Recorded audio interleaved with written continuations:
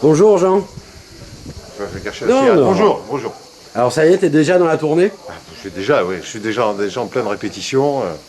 Annoncé dans Var Matin. Var Matin, dans la presse.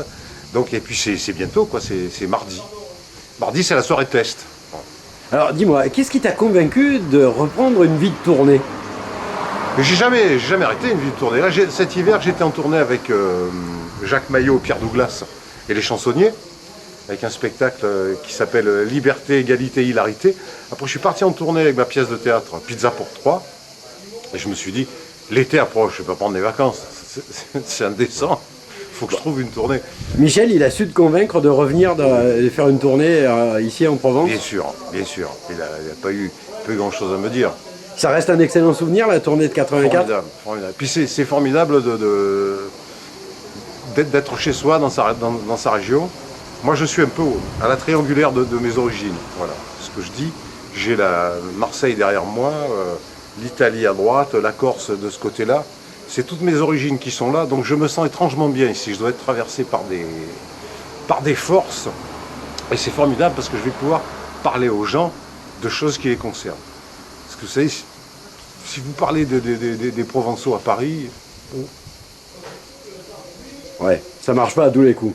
ça marche Tandis pas. que là, le public, il est très Voilà, réceptif. faut grossir le trait, il faut faire le Marseillais de service. Ça me plaît pas. Moi, je me suis jamais servi de ça pour faire rire. Ça te plaît, la vie de saltimbanque?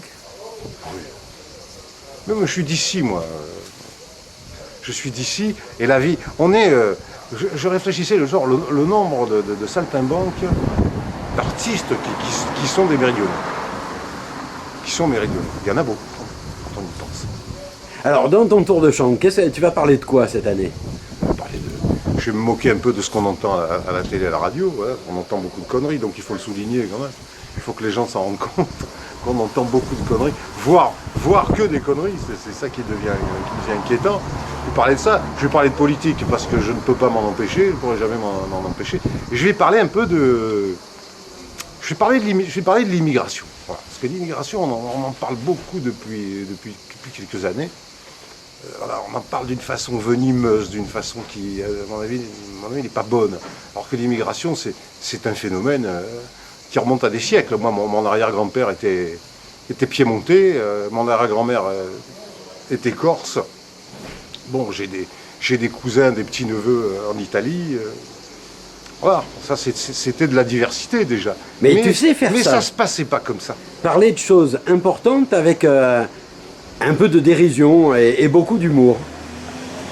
C'est important, oui, c'est important. Aujourd'hui, on ne peut pas...